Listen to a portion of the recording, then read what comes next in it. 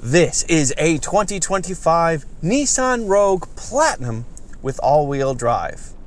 And it's time for a fuel economy test and a hands-free driving test. This Nissan Rogue is equipped with the $3,200 technology package, which means that it comes with ProPilot Assist 2.1. And what that means is that on the designated areas, you can have sustained hands-free driving. However, you can only have sustained hands-free driving in a single lane. It's an interesting system. This is very similar to Super Cruise and Blue Cruise, but not the exact same. For the fuel economy test, there are a couple of provisos. It is currently, according to the Nissan Rogue, 21 degrees outside. It is snowing a little bit, and it is a little bit windy on top of that. So whatever fuel economy number I get, I'm sure that in better conditions, the Rogue can do better than this. This is also the least efficient Rogue you can get. If you want better fuel economy and don't need all-wheel drive and don't need all the bells and whistles of this top-of-the-line Platinum model, you will get better fuel economy as a result. I am going to use my usual fuel economy loop, and I am going to do two different speeds, 65 miles an hour and 75 miles an hour. I am going to use the trip computer to calculate fuel economy, and part of the reason for that is I do generally trust these systems to be accurate. Also, a big part of this test is to see the difference between 65 and 75 miles an hour, and this is a nice, precise way to do it. But a big part of this will be to see what it's like to be sustained hands-free driving, and truthfully, how sustained is it? But first, there are a couple things I want to show you. This is what turns off and on the steering assistance systems. This turns on and off your head-up display. Press the button, off, on. Here's the trip computer. I'll reset it right now.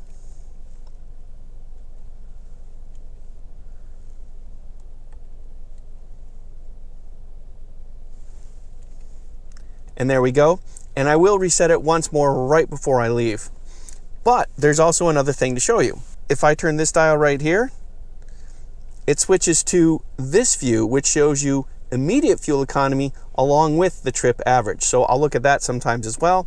Also, I might switch to this right here, or even this, to get a sense of what the car sees on the road. So there's a lot of different things to look at on the 12.3-inch digital instrument cluster. This is a little bit more than a 40-mile loop, and it is a loop, which means any elevation change that we have going one direction, we make up for going back the other way. Also, if there's any prevailing winds or anything like that, that tends to get canceled out as well, but nothing I can do about the cold weather. So yeah, let's get started.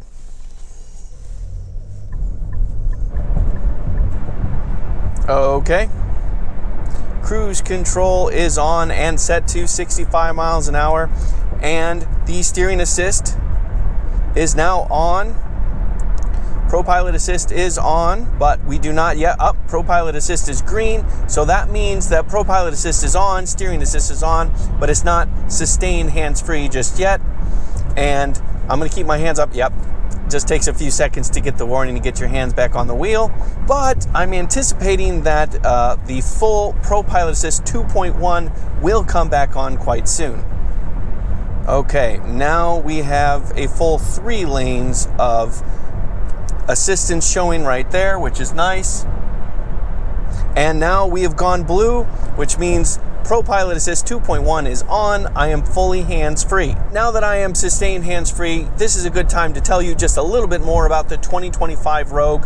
This ProPilot Assist 2.1 system is new for 2025. The Rogue itself was updated in 2024, and it got a new 3-cylinder engine in 2022. I last reviewed a Rogue in 2021 before reviewing this one right here. For me, a lot has changed since I've given the Rogue a full review. Now that this system has started its sustained hands-free, it's been operating just fine, no hiccups. There's been some merging traffic, no issues there. At 65 miles an hour, I'm getting past a lot, and it's dealing with all that just fine. Yeah, so far so good. And fuel economy There you go. And there's that sustained blue. And also that's the sensor that sees that I'm seeing. And now that I'm blocking it, it's like, hey, put your hands on the wheel. We can't see you. But now that I'm looking again, we're back to blue, back to sustained hands-free. The update for the Rogue was fairly minor styling-wise, but we did get some updated technology inside. What's new for 2025 for the Rogue is two main things. One, there is a new trim, the Rogue Rock Creek, which I got a chance to review a couple of months ago, and that review is up. I'll go ahead and put a link in the description, and it should pop up on the screen right now. Secondly, is this ProPilot Assist 2.1. It's new for 2025. It is available on the SL and Platinum trims, and it is part of the $3,200 technology package. This system does not have as much of a footprint as GM Super Cruise or Ford's Blue Cruise. There are chunks of the interstate where this system will not be fully hands-free, and I believe that might include a chunk of my fuel economy loop as well. So it'll be interesting to see, if that's the case, how it handles it. The engine, as I said, a 1.5 liter inline 3-cylinder. It makes 201 horsepower and 225 pound-feet of torque. It is a variable compression ratio engine, VC turbo, Nissan likes to call it. That means it can vary its compression ratio between 8:1 and 14:1, which is an impressively wide ratio, it must be said. But I do have to say the counterbalance to that is a lot of moving parts that feel a lot of force. And I have to admit, that does make me a little nervous. So far, this engine has operated smoothly and run well. And in fact, as 3-cylinders go, this is one of the nicer sounding 3-cylinders that I've experienced, but it is still a little bit more buzzy than a 4-cylinder would be, and certainly a V6.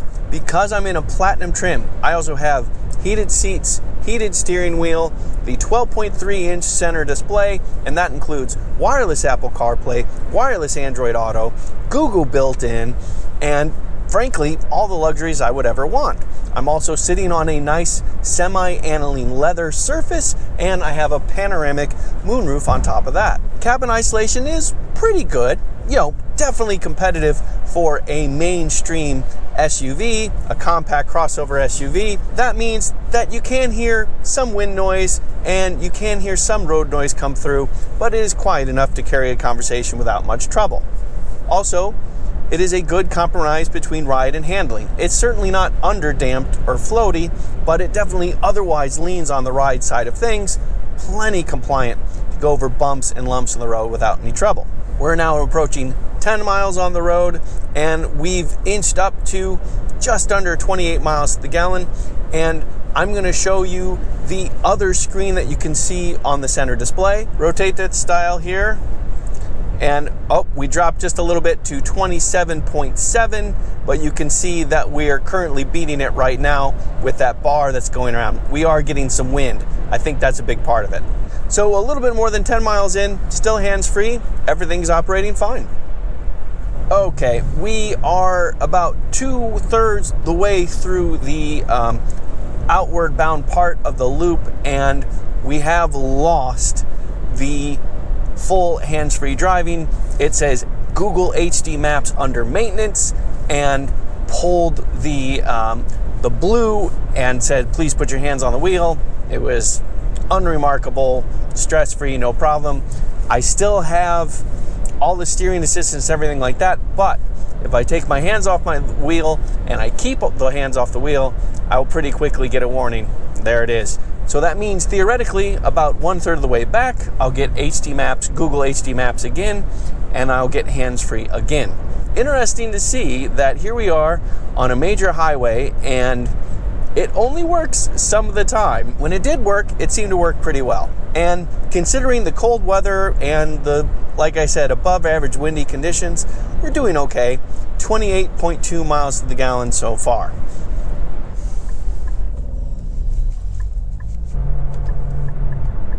Okay, heading back. See how many times I get past this time. Already did the green system. We'll see when I get back to the full sustain hands-free system. By the way, sustaining at 28.2 miles to the gallon. Let me show you. There we go. just as predicted, about a third of the way into the loop back, we did get the sustain hands-free back on.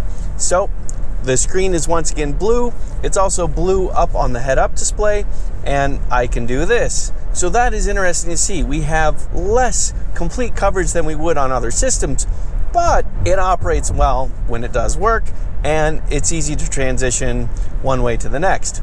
Also, I felt that we were potentially in a fairly heady headwind on the way out, and that does seem to be bearing fruit because we are getting significantly better fuel economy on the way back so far. Let me show you. You can see we're going downhill, so we're getting sustained 60 miles to the gallon plus, but you can also see that we've shot up from 28.2 to 29.8 miles to the gallon, and I have a feeling that's going to tick up again.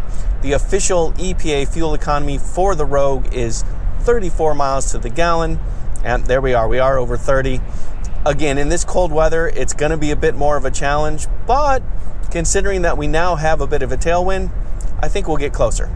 Anyway, let's find out, and I'll see if I can keep my hands off the wheel.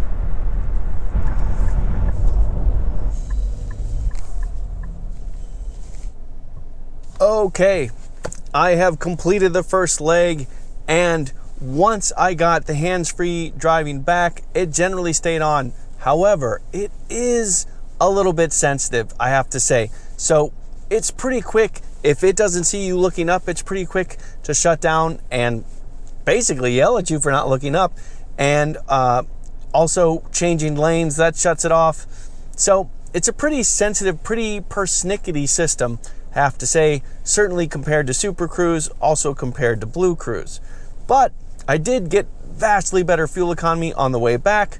Overall, 32.2 miles to the gallon. Let me show you. And there you see, 32.2 miles to the gallon, 59 miles an hour average, 44.6 miles traveled. And we will certainly travel for less time and get worse fuel economy in a moment. Back to the hands-free driving. This system is clearly not as elaborate as Super Cruise, which will literally change lanes for you without you ever touching the wheel. It'll change lanes, pass for you, all those things. Then again, if you're going 65 miles an hour in Michigan, you're not going to be passing anybody. I passed one person in that 44.6 miles, got passed by estimating 100 trillion people. So anyway, it's a interesting system. It's cool to have something like this on a compact crossover SUV, not a premium product inherently. This is the nicest version of Rogue you can get, but you know, we're still well under 50K for this car as optioned. So that makes it, you know, a lower price point to get this kind of stuff. And generally it seems to work pretty well, but we're going to give it another go at 75 miles an hour, see how the fuel economy is affected, see if we have any different experience with the hands-free system when we actually have to pass a few people. So let's do it.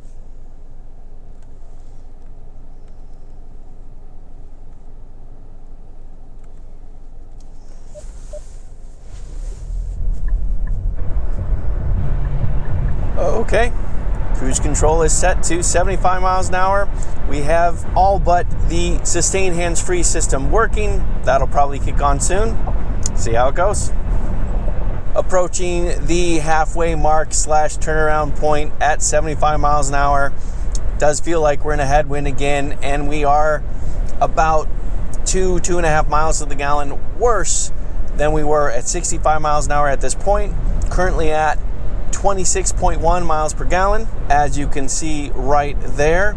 And if we look at the bar graph, you can see how we're doing in the current moment. We did lose the Google HD Maps about the same time. That was completely expected. But when we were in more traffic, this system is not as robust, certainly as Super Cruise. You know, we're moving around in the lane a little bit more. The system just felt a little bit less sure of itself, and the fact that it does not want to have any part of lane changes throws things off just a little bit. So it is not as relaxing a system as Super Cruise or Blue Cruise is, but it is still a nice system generally to have, and the fact that it's available at this lower price point is appealing, I have to say. And I am cautiously optimistic that fuel economy will once again improve.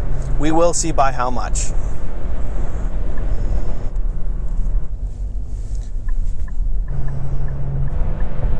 All right, let's finish this up.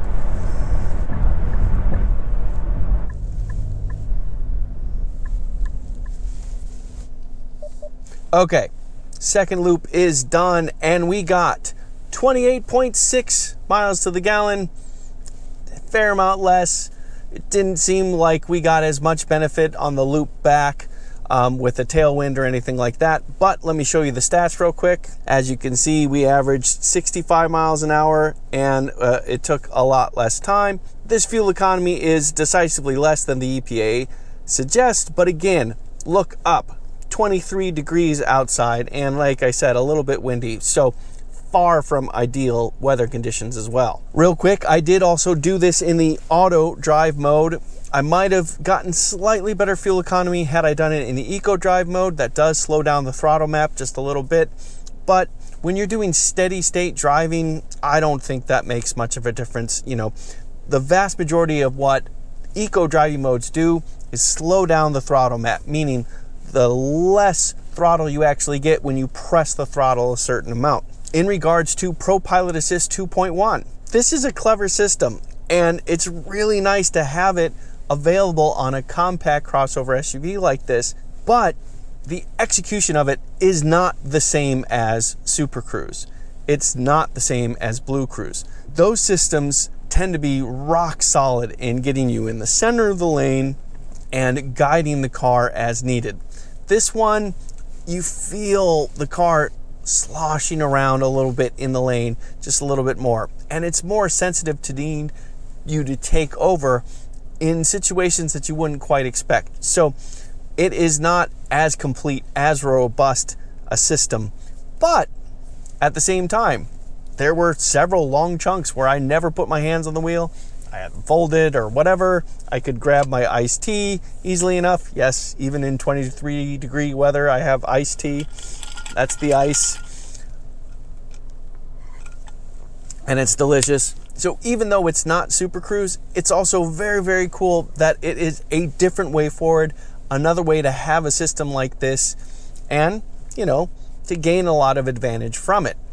Driving age generally, I find frustrating more than anything until you get to the level where you can be sustained hands-off, keep an eye on what's going on, but otherwise let the car deal with the nonsense in front of you and just kind of relax. You get most of that with this system, and you get it at a lower price point in a more generally obtainable car. The least expensive way to get this system is in a Nissan Rogue SL with the technology package.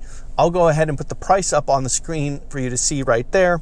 This car, it's the top of the line Platinum, it's all-wheel drive, and it has a technology package, of course, and that put the price at $46,850. Would this get 34 miles to the gallon at 75 miles an hour in the summer? I'm not so sure, but it would get a lot closer than it did today, and I'm confident that it would get that or maybe even beat it a little bit at 65 miles an hour. And considering that this is a non-hybrid system to do that, and it is also an all-wheel drive thing, yeah, I'd say that's pretty darn solid. Again, ideally we'd go without a 3-cylinder Buzz. A 1.5-liter 4-cylinder would suit me just fine, but packaging wise there is an advantage to go 3 cylinders, and as 3 cylinders go, this is a well-behaved one. In a compact crossover SUV, you get a lot of good out of this Nissan Rogue, and some pretty cool technology as well. I'm Robin Warner. Thank you very much for watching.